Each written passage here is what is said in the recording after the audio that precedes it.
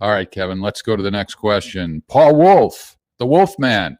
Which NATO weapon systems rely on GPS? Which ones can the Russians jam? Well, I mean, JDAMs is a satellite-guided bomb that can be jammed. My understanding is that HIMARS has a GPS function that can be jammed. My understanding is the Excalibur round that's fired by the 155 millimeter howitzer has a GPS function that can be jammed. And my understanding is the Russians are jamming all of them. And so all these miracle weapons that are supposed to go out there and level the playing field, they ain't leveling anything anymore. I mean, this is what people need to understand. The war is so one-sided right now. It's tragic. I mean, I don't want to appear to be gleeful, because you can't be gleeful about death. Except, the only reason why I'm gleeful is I just think of these Ramstein contact group meetings that they have all the time. They just had another one where the Ukrainians come in and they just ask for the moon. And NATO sits there and pretends to give them everything. And then the media goes, oh my God, they gave them HIMARS. It's over. The war's over. A miracle weapon. And the Russians are like, we've been reading about that. That's we can jam that. Well, let's HIMARS. Boom. Collect data. Boom. Collect data. You got to figure it out yet? Yeah. Jam.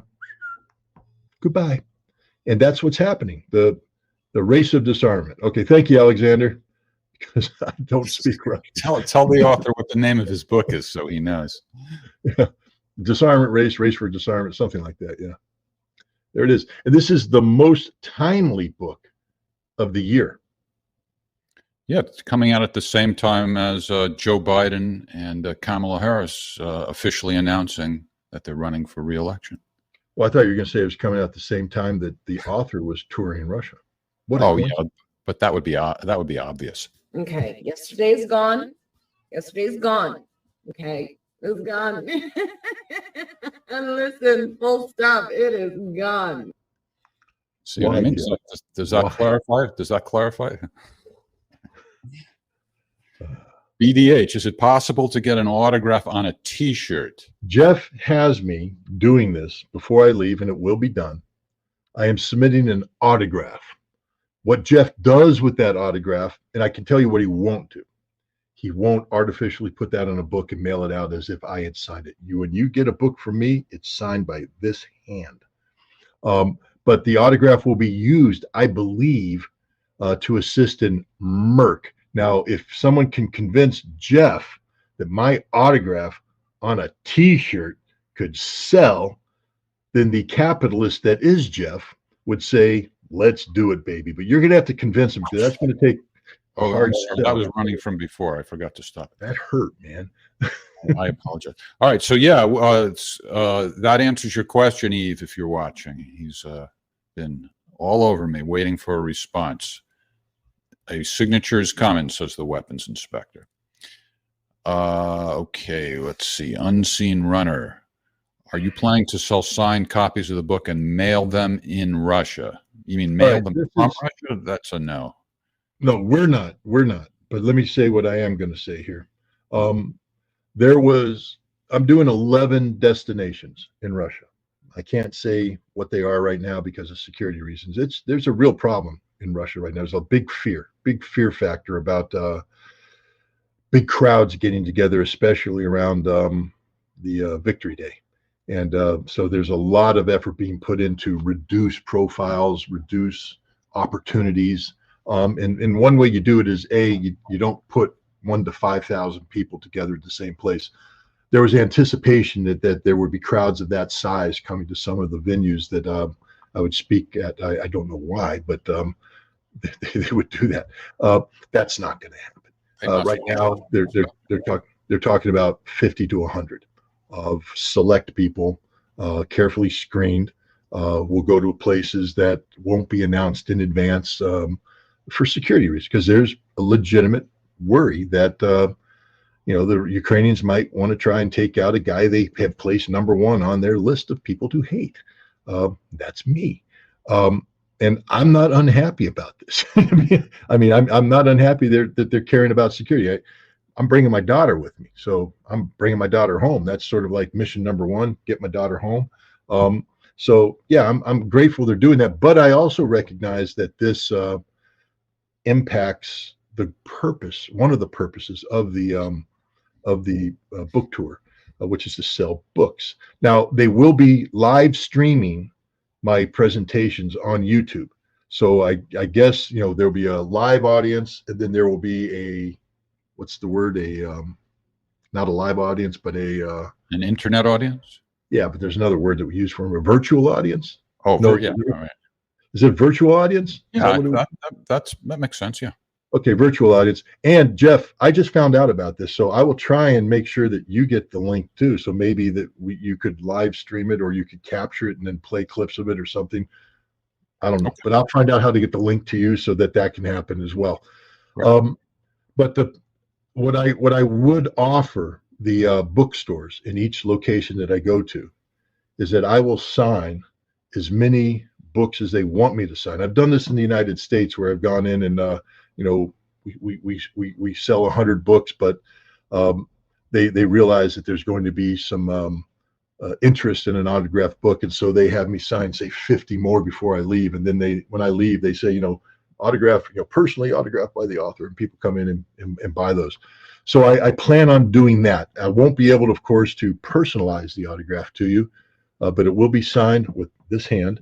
And you ever seen that Nicolas Cage movie with Moonstruck? No, as you know, I only watch PBS documentaries. But tell us about it, as if I know what you're talking about. Cher's in the movie. I think Cher won an Oscar, got nominated for an Oscar in the movie. But Nicolas Cage plays a baker who got his hand caught in a machine, and so he has an artificial hand. And so a key line in the movie is, this hand. So that's what I'm telling you, ladies and gentlemen. I'm going to sign the books with this hand. Sorry, I'm in a good mood, so I'm in a joking mood. So I can tell. Just make sure you remember you're right-handed. I said this hand. That's right hand. All right. I know it looks like the left hand because the camera's reversed, but no, it's the right hand. Okay, thanks. Olivia. Scott, that would be you. Stay safe during your trip to Russia. I have a question as well. What do you think about the fact that Stoltenberg said that Ukraine will join NATO and all the countries in NATO agree? First part of the Stoltenberg statement is sheer fantasy. Ukraine will never join NATO. That's sort of why Russia's at war with them right now, because it ain't going to happen. And then the second one's just a bold-faced lie. All nations don't agree that Ukraine should join NATO. If all nations agreed that Ukraine should join NATO, Ukraine would be a member of NATO now. But there's wide disagreement in that. And I'll tell you who leads the disagreement factor is the United States. So Jan Stoltenberg is just a man of high fantasy quotient, and he's a liar. Okay. Joe H., what's the possibility NATO pilots will take part in the coming Ukraine offensive if it ever materializes, or NATO tank crews as well? I mean, define NATO pilot, define NATO tank crew. NATO trained or active serving NATO? I think it's slim to none that active serving NATO military persons will participate, because that's an act of war. I think we already have a case where people who have received training from NATO are fighting on the side of Ukraine as part of the International Legion and other foreign units. Some who can speak Ukrainian are intermixed with Ukrainian units. So we already have a case of NATO trained people fighting.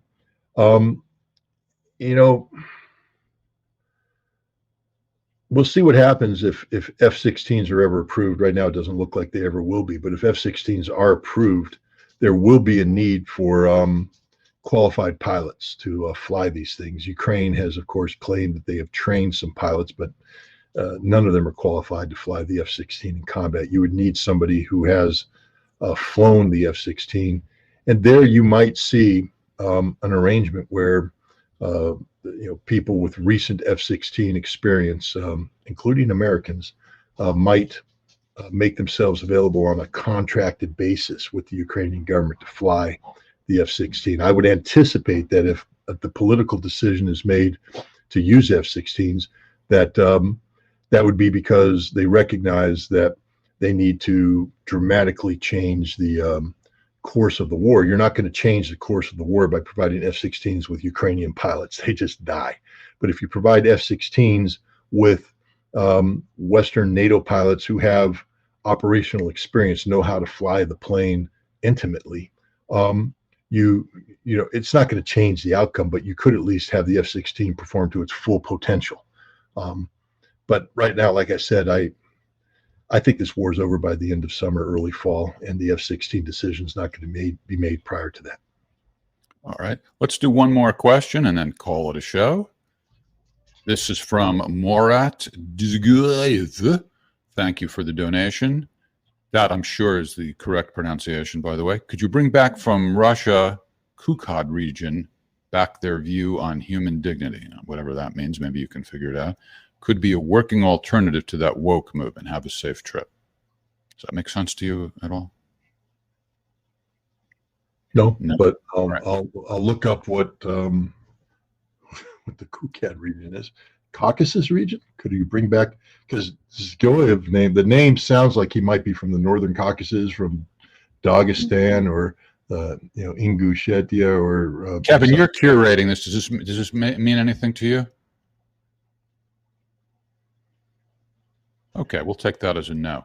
Why don't we do one more question, and if you have one, Kevin. Yeah, I was just looking that region up. So, all right. Well, it's okay. No need to look it up. I just thought you might know. Could someone ask Scott about the possible Ukraine invasion of Transnistria? If he says Ukraine is out of ammo soon, that seems like the only solution for Ukraine. Let's see if we can find someone to ask Scott that. Anybody here available to ask Scott? No? Okay. All right. I'll be the one. Scott. Yeah, look, here's the deal. I don't say Ukraine's out of ammunition soon. I mean, why does everybody blame it on me? Scott said this. Scott very rarely comes up with original pronouncements of that nature because those are fact-driven pronouncements as opposed to analytical pronouncements. The Secretary General of NATO said they're running out of ammunition. The President of Ukraine says they're running out of ammunition. The Chairman of the Joint Chiefs of Staff say they're running out of ammunition. Everybody says they're running out of ammunition. So it's not that Scott's saying it. Scott's simply repeating the message that others have and then emphasizing it. Ukraine's running out of ammunition. The most critical ammunition they're running out of, however, are their high-value systems, the 155 millimeter artillery systems provided by the West, the HIMARS systems, things of that nature. Their Soviet-era systems are also running out of ammunition, 152 millimeter shells, 122 millimeter shells, the 122 millimeter artillery rockets. These are all, they're running short of these too. Why is Transnistria important in this regard? The largest ammunition dump in Europe, maybe the world, who knows, is located there. It's a Soviet-era ammunition dump, and it's just chock full of old ammunition. We're talking about some old ammunition. There's this fantasy that somehow Ukraine will be able to invade Transnistria and gain access to this and thereby solve their ammunition problems in a harbor. There's a couple fundamental flaws to that. One, Transnistria is defended by people who've been preparing for a long time to defend it from threats like Ukraine. One of the reasons why the Russians are proceeding at such a painfully slow pace in parts of the Donbass is that the Ukrainians have had 8 years to dig in. 8 years. The Russians have had over 30 years to dig in. All right, so one would imagine that the Russians have prepared defenses, that this isn't the first time that they've considered the potential of somebody coming in to try and take this territory away from them. Two, if you think for a second the Russians are going to go, oh gosh, okay, we surrender, come on in, we'll open the door for you, and you can just take the ammunition as you want. One, the guys that are defending it will have it wired, they'll blow it. Two, in case the Ukrainians are able to come in and cut the fuse and all that, the Kinzhal missile is going to hit it. It's going to get blown. None of that ammunition will ever be used by the Ukrainians against the Russians, ever. And Ukrainian generals know this. So therefore, anybody comes and said, hey, boss, let's invade Transnistria so we can get that ammunition. The smart Ukrainian general says, No, let's not, because it isn't going to end up the way you think it's going to end up. It's just going to complicate things. Plus, we'll have to invade Russia because Russia has said that Transnistria is part of Russia. So now we're invading Russia.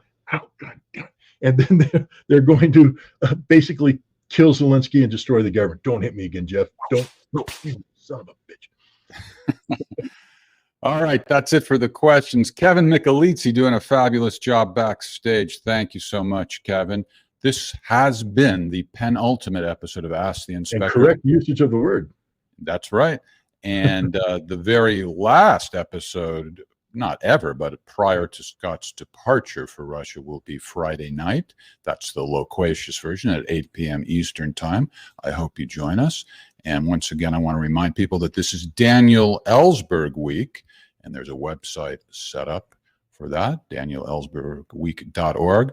Our friends at Roots Action are behind this website, and we thank them for these images they put together and the great quotes.